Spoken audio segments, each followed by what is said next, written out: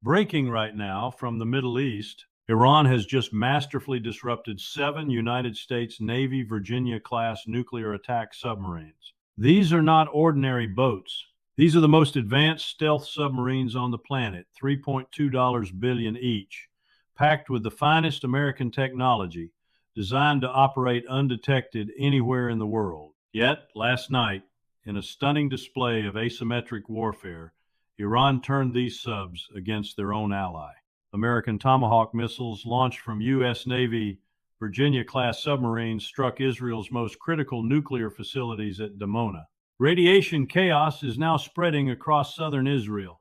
Emergency sirens are blaring. Israeli citizens are being ordered into underground shelters. Geiger counters are spiking. The Israeli government is in full panic mode.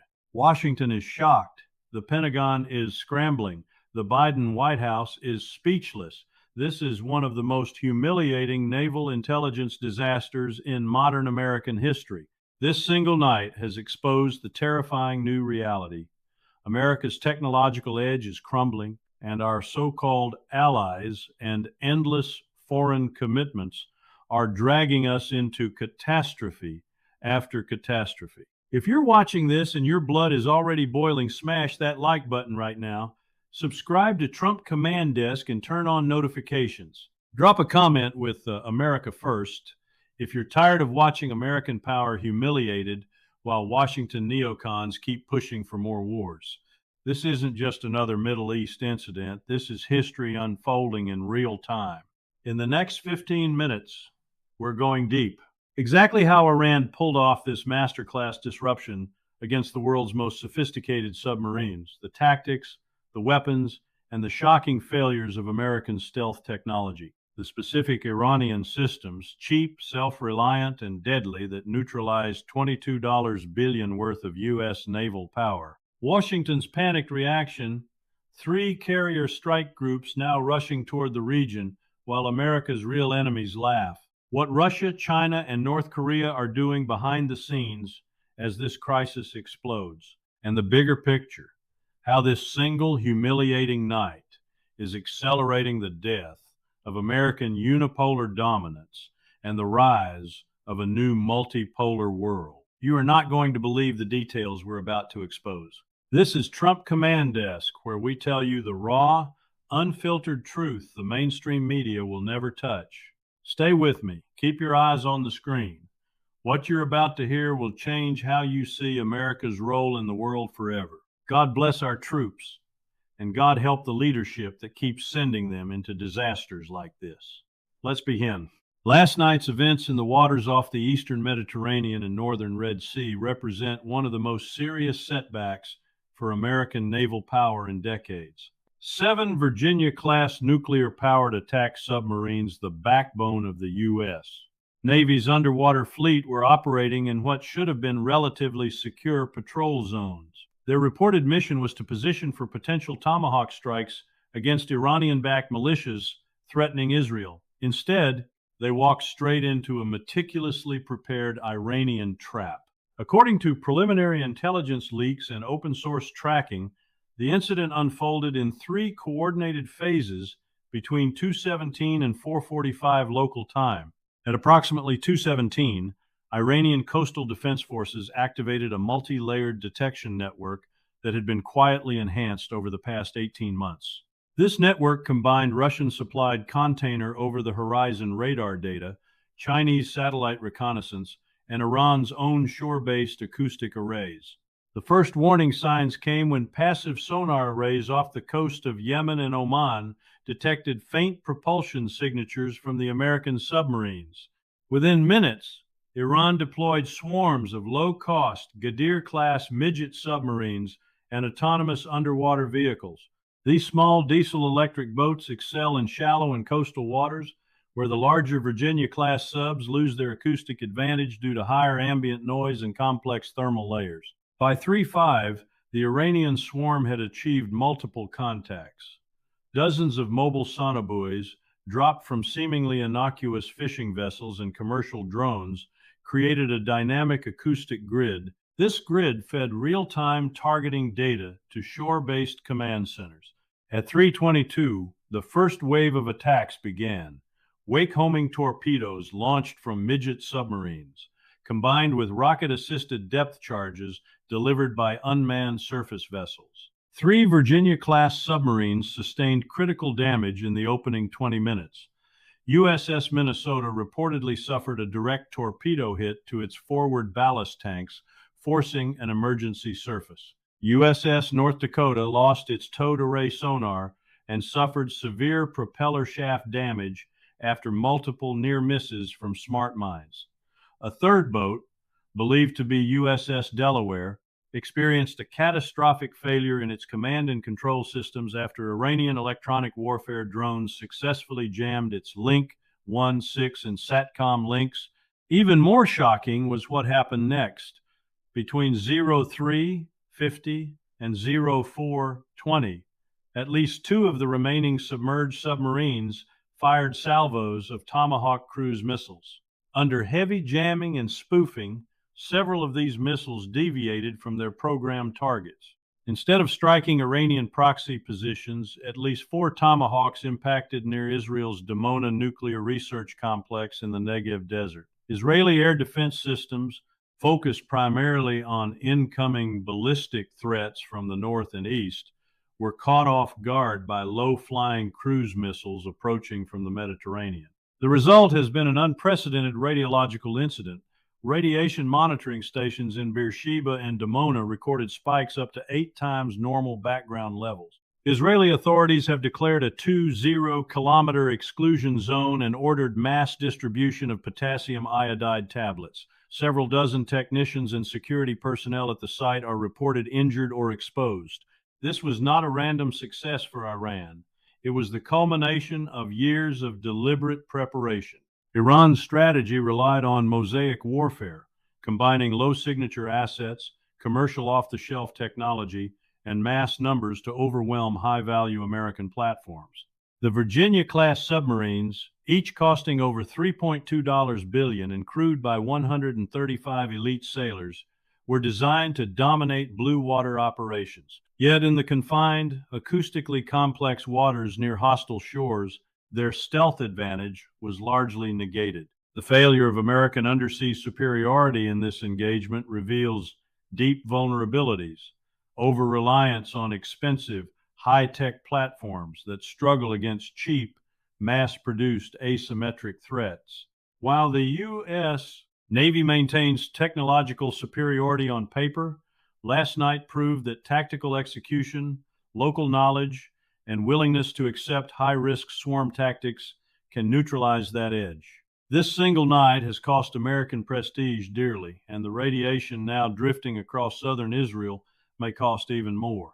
The full extent of damage to the 7 submarines remains classified, but early assessments suggest at least 2 may be out of action for months. The world is watching, and America's adversaries are taking notes. What makes Iran's achievement last night truly remarkable is not just that they challenged American submarines, it is how they did it. Iran did not deploy billion-dollar stealth destroyers or nuclear-powered hunter-killers. Instead, they relied on a sophisticated arsenal of domestically developed, low-cost, asymmetric systems that exposed the growing gap between expensive Western platforms and smart, self-reliant technology.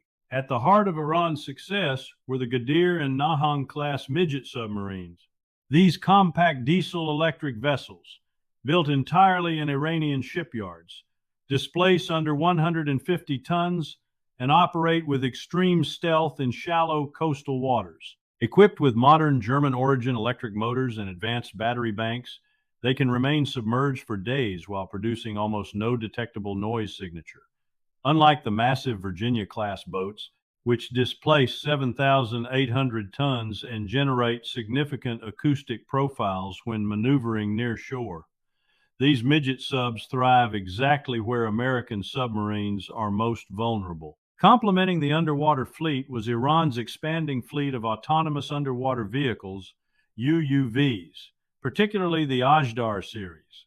These smart drones can lay mobile minefields, act as decoys, or deliver wake-homing torpedoes with pinpoint accuracy. Many use commercial-grade sonar components upgraded with reverse-engineered Western technology, allowing them to track large subs without triggering advanced anti-torpedo defenses. On the surface and in the air, Iran unleashed swarms of low-cost unmanned systems, Shahid 136 naval variants and Ababil 3 drones, modified for anti-submarine roles, dropped smart sonobuoys and lightweight torpedoes. These drones cost less than $30,000 each. Yet they successfully jammed the Virginia-class communication arrays and disrupted GPS and inertial navigation systems through powerful electronic warfare pods developed in partnership with Russian specialists. The real genius lies in integration. Iran has built a system of systems that fuses commercial satellite data, over-the-horizon radar, passive acoustic networks, and real-time drone relays. This network does not match American sensor fusion in raw computing power, but it excels in the cluttered littoral environment where U.S. submarines traditionally dominate. Compare the economics. One Virginia-class submarine cost the American taxpayer approximately $3.2 billion to build, plus hundreds of millions annually to operate. Iran countered 7 of them using platforms and weapons whose total estimated value was under $200 million. This is the new math of modern warfare: quantity, ingenuity, and disposability defeating quality and prestige. Under decades of harsh sanctions, Iran has mastered the art of reverse engineering and indigenous innovation. Their defense industry now produces over 80% of its military hardware domestically, from precision guidance kits to submarine quieting technology. What began as necessity has become a strategic advantage, a battle-tested ecosystem that turns limited resources into maximum effect. This incident sends a clear warning to Pentagon planners. The age of assuming technological supremacy will automatically translate into battlefield dominance is over. Expensive, exquisite systems like the Virginia class are increasingly vulnerable to massed, affordable, and highly adaptive threats. Iran has shown the world that self-reliance and creative tactics can humble even the most advanced navy on Earth. The radiation still lingering over the Negev is tragic proof of that new reality. In the hours following the incident, Washington's response has been a chaotic mix of damage control, denial, and desperate escalation. The Biden administration initially tried to downplay the event, calling it a limited maritime engagement with technical complications. By sunrise, as radiation reports from Dimona flooded global media, that narrative collapsed. The Pentagon has now confirmed that all 7 Virginia-class submarines have been pulled from the area. At least 2 are being towed to friendly ports for emergency repairs, while the others are returning to base under heavy escort. Behind closed doors, senior Navy officials are conducting urgent damage assessments, with early leaks suggesting significant repairs will cost hundreds of millions and take months to complete. In a clear show of force and perhaps panic, the U.S. Navy has ordered 3 carrier strike groups to surge toward the region. The USS Gerald R. Ford, already in the Mediterranean, has turned east at full speed. The Abraham Lincoln and George H.W. Bush are steaming from the Atlantic and Pacific, respectively. This deployment strains an already overstretched fleet, pulling ships away from critical watch duties near Taiwan and in the South China Sea. The White House is facing a growing political firestorm.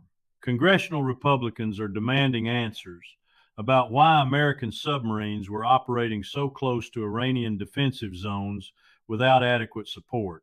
Even some Democrats are quietly questioning the wisdom of unconditional support for Israel when it leads to American weapons striking Israeli soil. President Biden's team is reportedly in full crisis mode, with emergency calls between Washington, Tel Aviv, and European allies running nonstop. This incident exposes the hard limits of American power in 2026.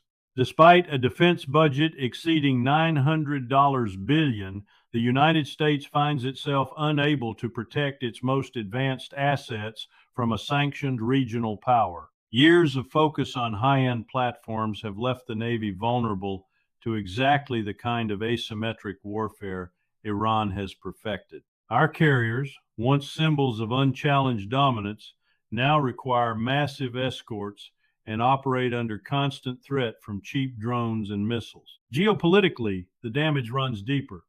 The special relationship with Israel is under immense strain after American tomahawks struck Dimona. Israeli officials are furious, with some hardliners openly questioning reliance on U.S. military support. Meanwhile, America's adversaries are watching closely. The spectacle of U.S. submarines being neutralized and then turned against a key ally sends a dangerous message. American military superiority is no longer unquestioned. This is precisely what President Trump has warned about for years. Endless foreign commitments, regime change obsessions, and neoconservative adventurism have weakened America's real strength. While Washington rushes carriers across the globe, our borders remain wide open, our infrastructure crumbles, and our industrial base hollows out. We are learning, painfully, that you cannot be the world's policeman when your own technological edge is being eroded and your resources are spread dangerously thin. The coming days will reveal whether Washington doubles down on confrontation or finally begins the long overdue shift toward restraint and renewed national strength. The radiation drifting over the Negev may fade, but the strategic shockwaves from this night will shape global power dynamics for years to come. While Washington scrambles to contain the damage, America's strategic rivals have moved with speed and coordination that reveals a deeply aligned axis of resistance. Russia was the first to respond. Within hours of the incident, the Russian Navy announced the immediate deployment of additional warships from its Black Sea and Northern fleets into the Mediterranean. 2 Kilo-class submarines and the heavy cruiser Moskva's replacement group have already entered the area for joint training exercises with Iran. Moscow has also increased electronic intelligence flights over the eastern Mediterranean, openly sharing radar data with Iranian forces. President Putin's spokesman described the events as a natural consequence of American adventurism and offered full technical support to help Iran strengthen its coastal defenses. China's reaction has been more calculated but equally significant. Beijing has issued strong diplomatic backing, calling the strikes on Dimona a dangerous escalation caused by U.S. submarine provocation. Chinese state media is flooding the region with narratives highlighting American technological vulnerability. More importantly, China has quietly surged oil purchases from Iran by an estimated 40% in the last 24 hours, providing critical economic breathing room. Chinese naval forces in the Indian Ocean have increased patrols, effectively pinning down U.S. assets that might otherwise reinforce the Middle East. Senior Chinese officials are reportedly coordinating with Tehran on expanding the Belt and Road maritime corridors to bypass vulnerable choke points. North Korea has taken a more provocative stance. Pyongyang conducted multiple ballistic missile test launches yesterday, explicitly stating they were conducted in solidarity with the Iranian people. Intelligence reports indicate North Korean technicians may already be in Iran assisting with advanced missile guidance upgrades and underwater drone technology. This trilateral cooperation, Russia providing naval expertise, China offering economic and diplomatic cover, and North Korea supplying missiles and testing hardware, is no longer hidden. It is operating in plain sight. This coordinated response marks a new phase in global geopolitics. The BRICS nations and their partners are no longer reacting passively to American moves. They are actively shaping the battlefield through synchronized military, economic, and information operations. The old unipolar world, where Washington could pressure any single nation in isolation, is rapidly disappearing. For America, this carries a sobering message. While our carrier groups race toward the Persian Gulf, Russia, China, and North Korea are expanding their influence across multiple theaters simultaneously. Our forces are being stretched thin, our alliances are strained by the Dimona incident, and our adversaries are forging deeper ties with every passing crisis. This is the multipolar reality President Trump has long warned about, a world in which determined nations, united by shared opposition to endless American intervention, can successfully challenge U.S. dominance using coordinated asymmetric strategies. The events of the last 24 hours have accelerated this shift dramatically. The radiation over Israel will eventually dissipate, but the new geopolitical order being born from this night is here to stay. Beyond submarines, missiles, and technology lies the invisible force that decides real victory in war: the human will to fight. Iran demonstrated this truth with chilling clarity in the last 24 hours. For over 4 decades, the Iranian people have endured crushing sanctions, constant military threats, and international isolation. Yet, instead of breaking, they have hardened. Their soldiers, sailors, and engineers are not fighting for foreign aid packages or defense contractor profits.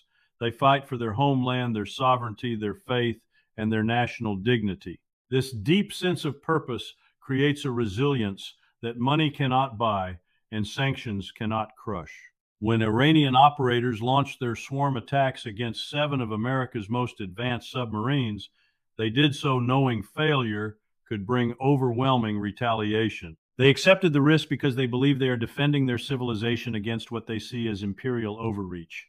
That willingness to sacrifice turns ordinary weapons into extraordinary ones. It turns fishermen into mine layers and engineers into innovators who outthink billion-dollar defense systems. Contrast this with the spirit currently guiding much of American foreign policy. Our brave sailors and pilots remain among the finest in the world, but they are increasingly asked to risk everything in conflicts that serve distant interests rather than clear American national goals. Many in Washington still believe American power can be rented out indefinitely, that we can defend every ally, police every sea lane, and maintain global dominance through sheer financial and technological superiority. Last night's events exposed the fatal flaw in that thinking. No amount of carrier groups or trillion-dollar budgets can substitute for a clear national will. When troops fight for abstract rules-based order or the interests of foreign lobbies instead of their own country's survival and prosperity, the inner fire weakens.